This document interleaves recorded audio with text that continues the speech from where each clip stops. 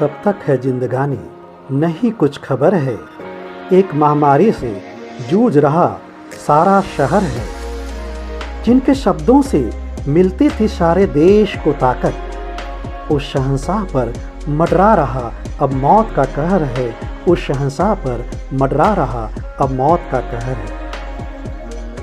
इश्क दरिया में मैं डॉक्टर विभू विभाकर आप सभी का हार्दिक अभिनंदन करता हूँ।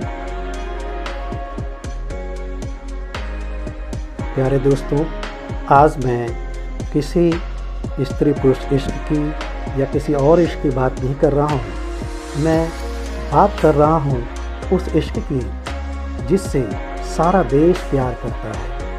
यह वो शख्स है जो बॉलीवुड का शहंशाही है और सभी के दिलों पर राज करने वाला महानायक। जी हाँ, मैं आज बात कर रहा हूँ अमिताभ बच्चन जी की, जिनके बारे में अभी अभी खबर आई है कि वो कोरोना से संक्रमित हैं और मुंबई के नानावती अस्पताल में भर्ती है। इसलिए मैंने आज उन पर यह कार्यक्रम करना ज़रूरी समझा, उनके स्वास्थ्य, उनके जज्बे को बताना ज़रूरी समझा।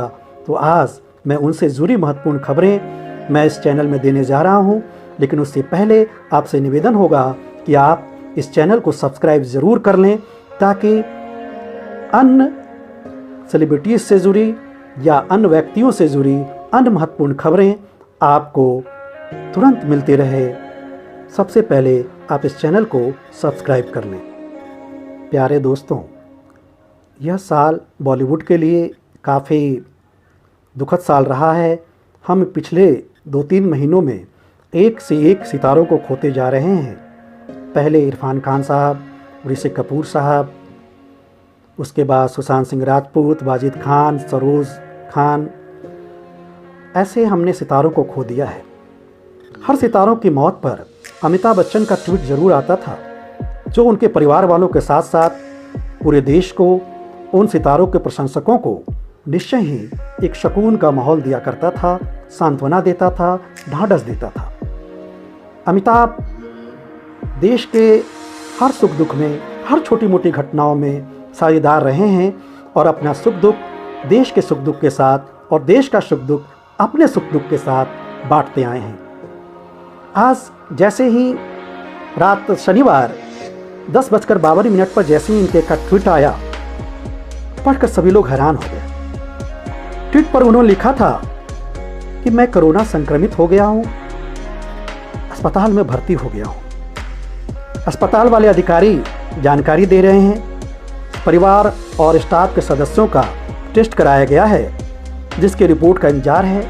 और जो लोग पिछले 10 दिनों से मेरे संपर्क में आए हैं, उनसे निवेदन है कि वे भी अपना टेस्ट जरूर करा लें। देखिए, ये कितनी बड़ी भलमानस है एक बड़े सितारे का, जो अपनी चिंता नहीं कर रहा है, पूरे समाज की चिंता कर रहा है और सबको सलाह दे रहा है कि मेरे साथ जो लोग आए हैं वे भी अपना टेस्ट जरूर करा लें। और आपको मैं बता दूं कि खुद जया बच्चन जी का, अभिषेक बच्चन जी का, ऐश्वर्या राय जी का और उनके परिवार के हर छोटे बड़े सदस्यों का कोरोना टेस्ट हो चुका है। उनकी रिपोर्ट का भी हमें इंतजार है। दोस्तों, अभी वो मुंबई के नानावती अस्पताल में भर्ती हैं और आपको मैं ये भी बता दूं कि पिछले 1 महीनों से उनकी तबीयत कुछ ठीक नहीं चल रही थी और डॉक्टरों ने उनको मुंबई से बाहर न जाने की सलाह दे रखी थी, खासकर कोरोना के बढ़ते खतरे को देखते हुए, क्योंकि जैसा आपको पता है कि मुंबई महानगरी अभी कोरोना से सबसे ज़्यादा संक्रमित है। करीब लगभग 9,175 मामले कोरोना के आ चुके हैं और करीब 5,250 लोगों की मौत हो चुकी है। अकेले मैं मुंबई की बात करूं और अभी कोरोना से संक्रमित राज्य में महाराष्ट्र अभी सबसे ऊपर है। तो निश्चय ही ये जब खतरे का एक घंटी बजने वाली लगती है कि जब बड़े बड़े दिग्गजों को कोरोना हो रहा है, तो निश्चय ही जो साधारण लोग हैं उनके लिए खतरे की घंटियां और बढ़ जाती हैं। आपको बता दें कि अमिताभ अभी नानावती अस्पताल के रेस्पिरेटरी आइसोलेशन विभाग में यूनिट में भर्ती हैं। उनकी हालत स्थिर है डॉक्टर बता रहे हैं कि इलाज से काफ़ी सुधार है। खुद अमिताभ ने इस बात की पुष्टि की है। और एक थोड़ी सी ढांढस की खबर ये है कि अमिताभ को जो लक्षण आए थे वो थोड़े हल्के स्तर के थे। उनको जैसे ही कोरोना संक्रमण का डर लगा, उन्होंने तुरंत अपना टेस्ट करा लिया और उनका अभी ऑक्सीजन लेवल ज़्यादा नहीं गिरा है और अभी हालत स्थिर है। लेकिन जो सोचने वाली बात एक ये है कि वो अस्थमा से पीड़ित रहे हैं। आप देखते थे कि कुछ दिन पहले वो इन्हेलर का प्रचार किया करते थे और अपने अस्थमा से ग्रसित होने की बात बताया करते थे। और कूली फिल्म के दौरान वे गंभीर रूप से घायल हुए थे और आँख की गंभीर बीमारी से वो जूझ रहे हैं। तो उनकी बीमारी और उनकी उम्र को देखते हुए थोड़ी मन में आशंका, एक भय जरूर जगता है। लेकिन मैं ये यहाँ जोड़ना चाहूँगा कि अमिताभ एक बेहतरीन जज्बे वाले इंसान हैं जो किसी भी संकट से नहीं घबराते हैं और हमेशा खुद को उन्होंने एक्टिव रखा है। अभी उनकी फिल्म आई थी गुलाबो सिताबो, जो हॉटस्टार पर शायद स्ट्रीम हुई होगी, जिसमें आयुष्मान खुराना भी थे। उनमें बेहतरीन रोल किया है। अभी ब्रह्मास्त्र फिल्म आने वाली है रणबीर कपूर आलिया भट्ट के साथ। और लॉकडाउन के दौरान भी उन्होंने कई सरकारी संदेशों का जो है उन्होंने रिकॉर्ड किए और कई जो हैं महत्वपूर्ण कार्यक्रम बनाए और कौन बनेगा करोड़पति के 12वें सीजन का प्रोमो भी शूट किया है। तो वो खाली बैठे रहने वाले इंसानों में से नहीं हैं। फिल्मी दुनिया, टीवी जगत से उनका गहरा लगाव है और कोरोना से जूझने के लिए भी वो अपने देश को वो निश्चित रूप से प्रोत्साहित कर रहे थे। आपने सुना होगा कि कुछ दिन पहले ही शायद मार्च में, शायद 13 मार्च को उनका एक वीडियो आया था, एक कविता आई थी, जैसा वो कविताएं बनाया करते हैं, एक ताबीर एक पत्ते के, कि करोनवा और उनवा को हम दिखाई दे बैठेंगा। उन्होंने कहा और इसलिए कहा ताकि लोग इससे ज़्यादा भयभीत ना हो। उस समय एक भय का माहौल बन रहा था। आपको पता होगा कुछ दिन बाद ही देश में लॉकडाउन लागू हो गया। तो जैसे एक बड़ा बुजुर्ग ये जानता है कि घर की क्या स्थिति है और क्या दुखद और क्या बुरा होने वाला है, फिर भी वो परिवार वाले को ढांढस बढ़ाता है, घबराओ नहीं, सब कुछ ठीक होगा। वही उस अमिताभ के गीत में वो बात थी।